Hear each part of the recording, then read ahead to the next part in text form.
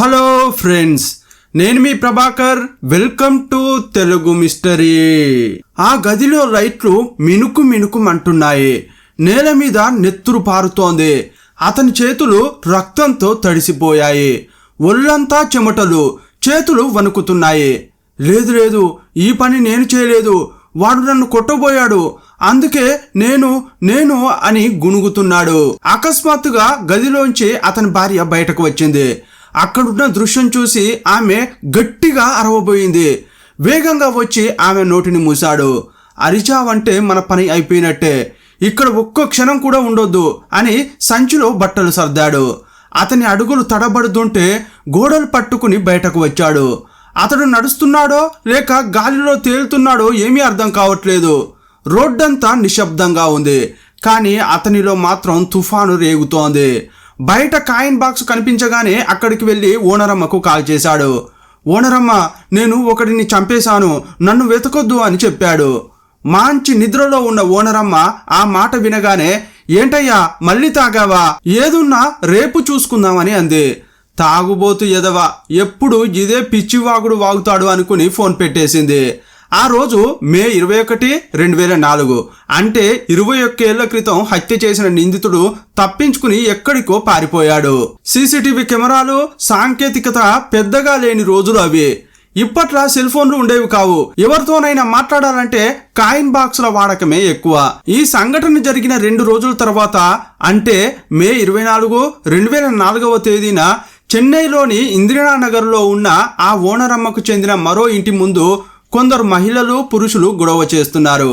ఆ ఇంటి ఓనరమ్మ పేరు మరియం బేబీ. ఆమెకు 40 ఏళ్ళు. వారంతా ఆమెను చూస్తూ చాలా కోపంగా మాట్లాడుతున్నారు. ఇదిగో చూడండి, మీ ఇంటి నుండి ఏదో చెడు వాసన వస్తోంది.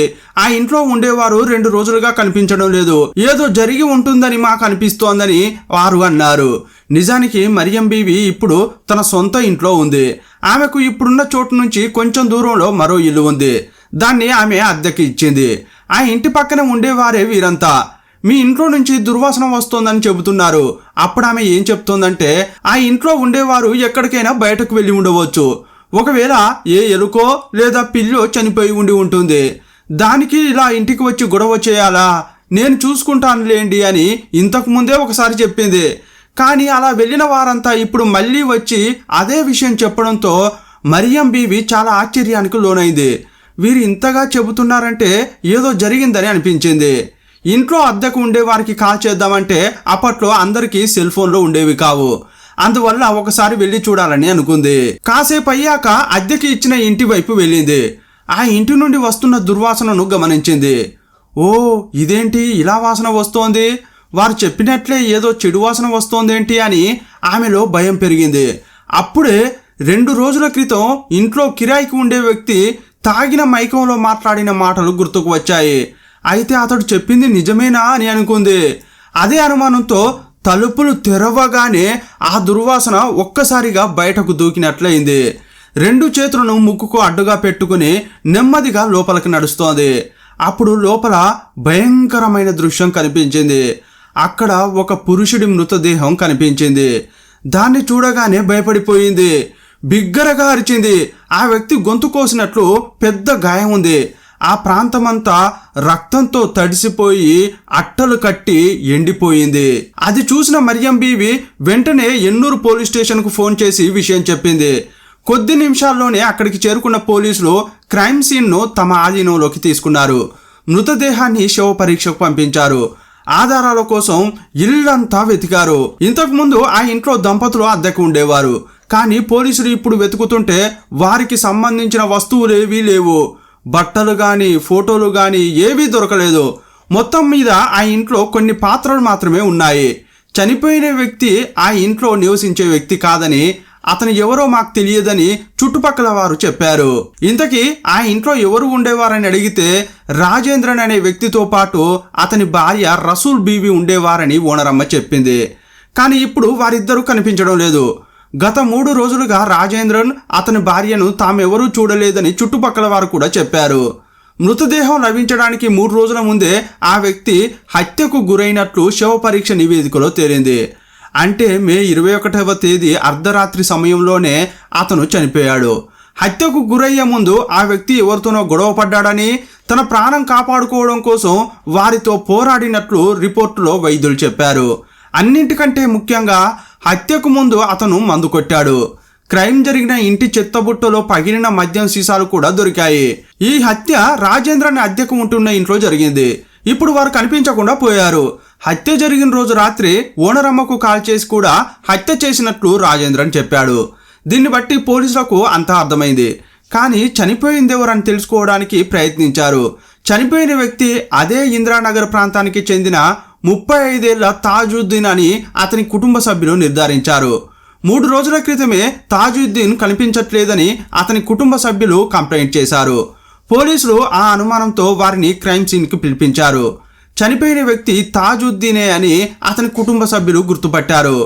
వీటన్నింటినీ చూస్తుంటే ఆ ఇంట్లో ఉంటున్న రాజేంద్రన్ కుటుంబమే ఇంతటి ఘోరం చేసి ఇల్లు ఖాళీ చేసి పరారైందని పోలీసులు అనుమానించారు. అయితే ఈ హత్య జరిగిన సమయం 2004 కాబట్టి అది దాదాపు 21 ఏళ్ల క్రితం నాటి మాట. అప్పట్లో సీసీటీవీ కెమెరాల వాడకం చాలా తక్కువ కాబట్టి ఆ ఇంట్లో ఉన్నవారు ఎక్కడికి వెళ్లారో తెలుసుకోవడం పోలీసులకు కష్టంగా మారింది. అది కాకుండా ఇంట్లో రాజేంద్రన్ మరియు రసూల్ బీబీ ఫోటోలు ఏమీ లేకపోవడంతో వారు ఎలా ఉంటారో కూడా పోలీసులకు తెలియదు. కానీ అప్పుడే పోలీసులకు మరో క్లూ దొరికింది. రాజేంద్రన్ తండ్రి పేరు పరమశివం అని, అతని సొంతూరు కడలూరు అని పోలీసులు చుట్టుపక్కల వారి ద్వారా తెలుసుకున్నారు. కానీ రాజేంద్రన్ దగ్గరే ఉంటున్న అతని తండ్రి ఈ ఘటనకు 1 ఏడాది ముందే మరణించాడు. పోలీసులు విచారణ కోసం కడలూరు వెళ్ళినప్పటికీ వారికి ఎటువంటి ఆధారాలు దొరకలేదు. ఇక్కడి నుంచి తప్పించుకున్న వ్యక్తి తన సొంతూరుకైతే అసలు వెళ్ళడు. ఎందుకంటే పోలీసులు ఖచ్చితంగా తనను వెతుక్కుంటూ తన ఊరుకు వస్తారని అతనికి తెలుసు. కాబట్టి ఖచ్చితంగా అతను మరెక్కడికో వెళ్ళి ఉంటాడని పోలీసులు అనుకున్నారు. రాజేంద్రన్ కడలూరులో లేకపోతే ఇంకెక్కడికి వెళ్ళి ఉంటాడు? వేరే ఏదైనా ఊరికి వెళ్ళాడా, లేక మరో రాష్ట్రానికి వెళ్ళి ఉంటాడా? ఇలా ఆలోచిస్తూ పోలీసులు రాజేంద్రన్ కోసం ఎంత వెతికినా చివరి వరకు అతన్ని పట్టుకోలేకపోయారు. అతని కోసం ఎంతో గాలించారు. కొన్ని రోజుల పాటు వెతికారు. ఆ తర్వాత నెమ్మదిగా ఈ కేసు కోల్డ్ స్టోరేజీకి వెళ్ళింది. అప్పుడప్పుడు ఫైల్ తెరిచి చూసేవారు. కానీ ఎలాంటి లీడ్ దొరకకపోవడంతో ఇక దాని వంక చూడడమే మానేశారు. ఇప్పుడు నెలలు ఏళ్ళయ్యాయి. ఆ ఏళ్ళు పలు సంవత్సరాలయ్యాయి. ఈ హత్య జరిగి 21 ఏళ్లు కావస్తున్న తరుణంలో అనూహ్య సంఘటనలు జరిగాయి. తమిళనాడు ప్రజలందరినీ దిగ్భ్రాంతికి గురి చేసిన ఒక విభిన్నమైన కేసు గురించి ఈ వీడియోలో చూద్దాం.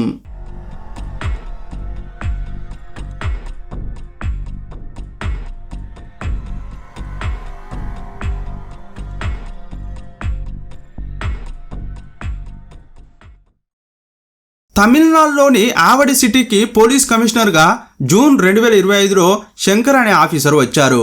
పోలీసు శాఖలో నిజాయితీకి మారుపేరుగా ఆయనను చెబుతుంటారు.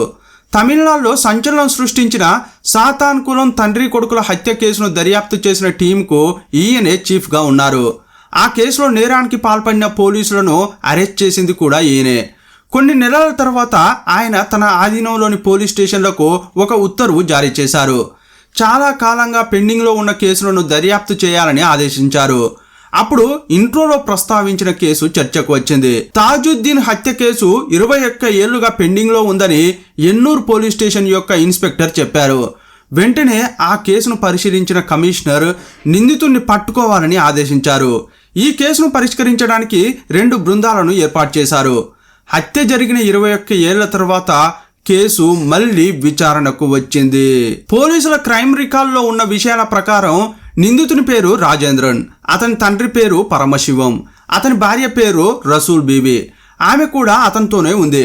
కానీ ఇప్పటి వరకు నిందితుని ఫోటో పోలీసుల దగ్గర లేనేలేదు. దర్యాప్తు కోసం అనుమానితుడి ఫోటో తమ దగ్గర ఉంటే చాలా ఉపయోగకరంగా ఉంటుందని పోలీసులు భావించారు. ఈ క్రమంలో పోలీసులు ముందుగా ఎన్నికల కమిషన్ను కలిసి నిందితుని ఫోటో అడిగారు. 2001లో తమిళనాడులో అసెంబ్లీ ఎన్నికలు జరిగాయి. ఆ సమయంలో ఇందిరానగర్ అడ్రస్లోనే నేరం జరిగిన అదే ఇంట్లో రాజేంద్రన్ అతని తండ్రి ఉండేవారు. ఆ ఎన్నికల్లో రాజేంద్రన్ ఓటేశాడు. ఆ ఎన్నికలు జరిగిన 3 ఏళ్ల తర్వాతే హత్య చేసి అతడు పారిపోయాడు. ఎన్నికల సంఘం కలిసిన పోలీసులు అప్పటి ఓటర్ల జాబితా తీసుకుని అందులో ఉన్న రాజేంద్రన్ ఫోటో సేకరించారు. ఆ తర్వాత అతని కోసం వేట సాగించారు. మొదట పోలీసులు ఏం చేశారంటే, రాజేంద్రన్ సొంతూరు కడలూరు జిల్లాలో ఉంది. అందువల్ల ఆ జిల్లాలో రాజేంద్రన్ పేరు ఉండి తండ్రి పేరు పరమశివం అని ఉన్నవారితో జాబితా తయారు చేశారు. గత ఎన్నికల్లో 10 మంది అలాంటి డీటెయిల్స్తో ఓటు వేసినట్లు కనిపెట్టారు. అప్పుడు పోలీసులు రాజేంద్రన్ను పట్టుకోవడానికి పక్కా ప్లాన్ వేశారు. ఓటర్ల జాబితా సంస్కరణ అధికారులాగా డ్రెస్ వేసుకున్న ఒక పోలీస్ టీం కడలూరుకు వెళ్ళింది. ఆ 10 మంది అనుమానిత రాజేంద్రన్ల ఇళ్లకు వెళ్ళి వారి చేతుల్లో ఓటరు జాబితాకు సంబంధించిన పేపర్లు పెట్టారు. ఆ ఫామ్ను నింపుతున్న సమయంలోనే గత 25 ఏళ్లుగా వీరు ఎక్కడ ఉన్నారు, ఏం చేస్తున్నారు వంటి అనేక ప్రశ్నలు అడిగారు. అప్పుడే పోలీసులు ఆకునూరు గ్రామానికి చెందిన 57 ఏళ్ల రాజేంద్రన్ పై దృష్టి సారించారు. 2004లో ఆ ఎన్నూరు ప్రాంతంలో ఉన్న రాజేంద్రన్ ఇతనే అని పోలీసులు అనుమానించారు. ఆ ఇంటికి వెళ్లి దర్యాప్తు చేయగా అతని భార్య లక్ష్మి పోలీసులతో మాట్లాడింది. ఆమె ఫారం నింపుతుంటే మీ భర్త ఈ మధ్య తీసుకున్న ఫోటో కావాలని అడిగారు. అప్పుడు రాజేంద్రన్ భార్య లక్ష్మి అతని యొక్క కొత్త ఫోటోను పోలీసులకు ఇచ్చింది.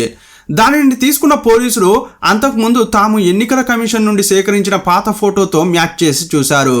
రెండూ మ్యాచ్ అవుతుండడంతో ఇన్నాళ్ళు తప్పించుకుని తిరుగుతున్న హంతకుడు ఇతడే అని అనుకున్నారు. కానీ అతను ఇప్పుడు ఆ ఇంట్లో లేడు.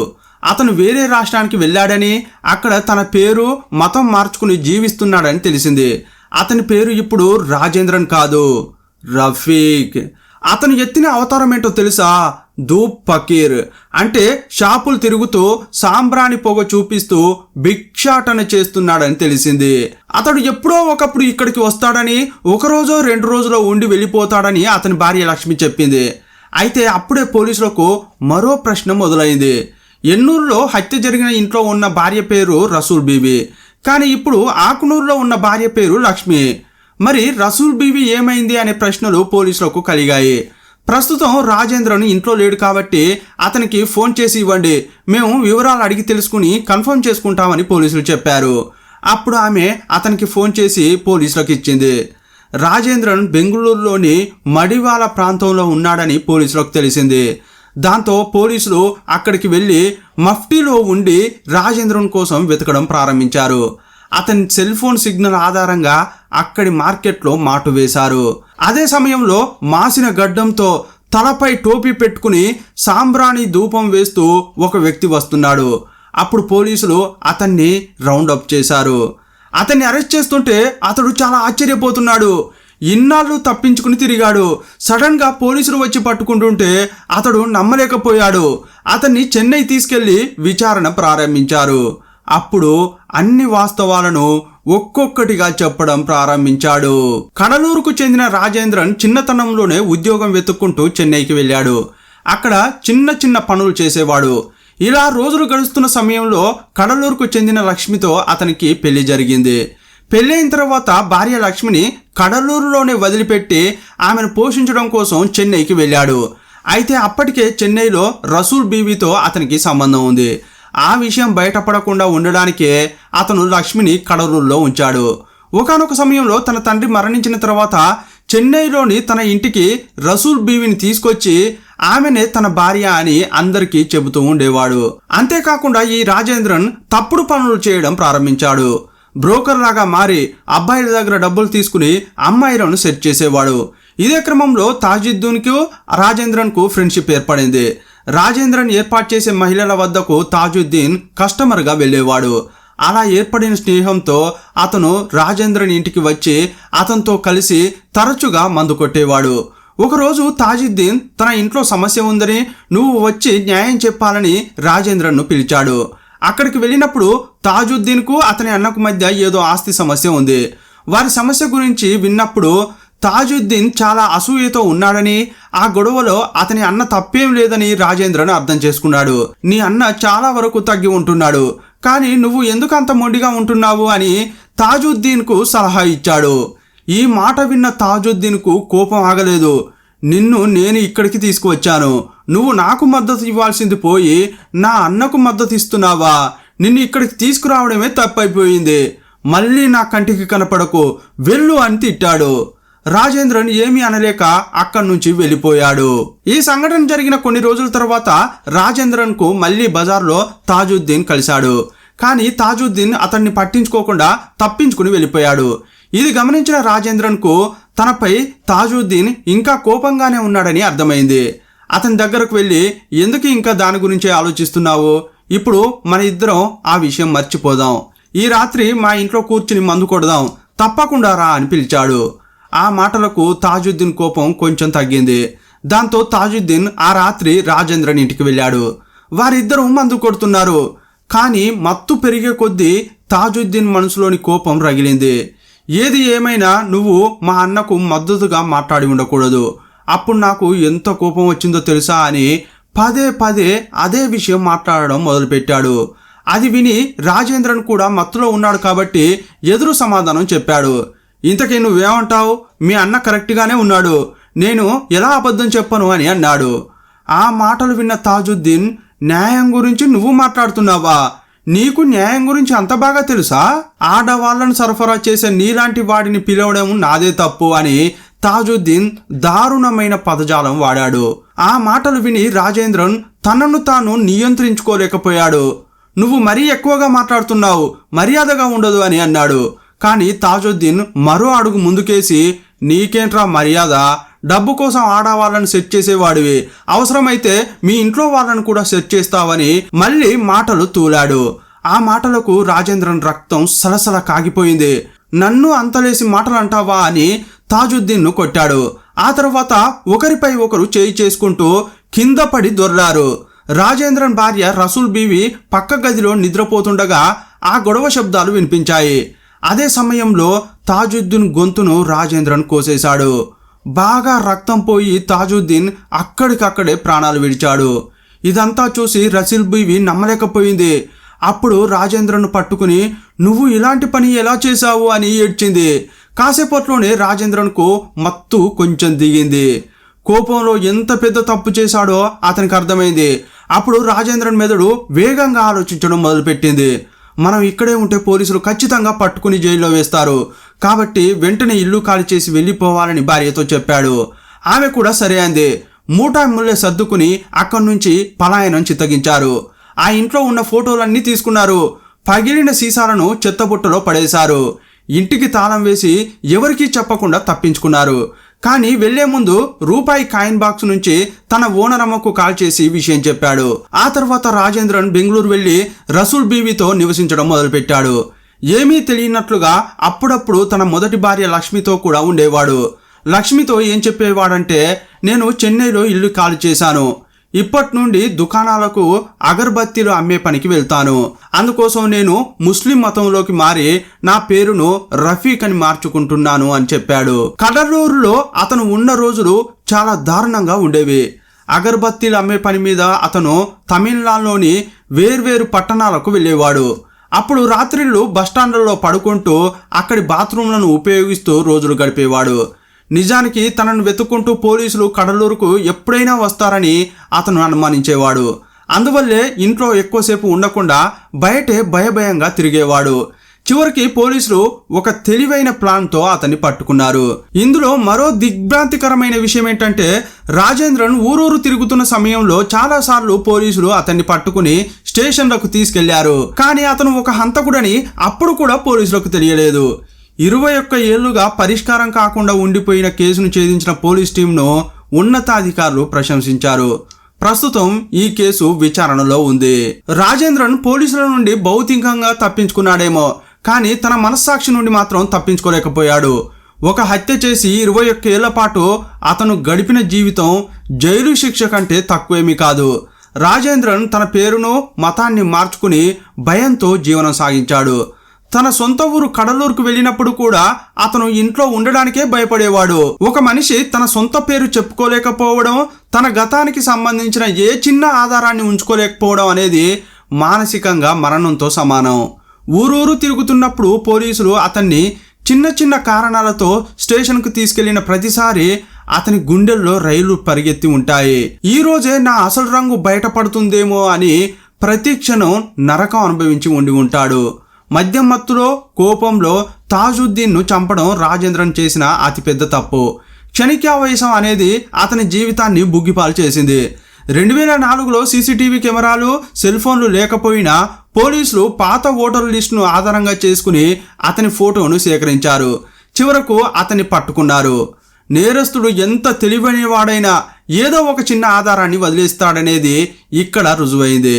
కాలం గడిచిపోవచ్చు, వ్యక్తులు మారిపోవచ్చు, కానీ చేసిన నేరం రికార్డుల్లో అలాగే ఉంటుంది. నేరం చేస్తే ఈ రోజు కాకపోయినా రేపైనా శిక్ష తప్పదు అనడానికి ఈ సంఘటనే నిదర్శనం. ఈ కేసుపై మీ అభిప్రాయం ఏంటో కామెంట్ బాక్స్లో రాయండి. మరో వీడియోలో మళ్ళీ కలుసుకుందాం. అప్పటి వరకు సెలవు. జై హింద్.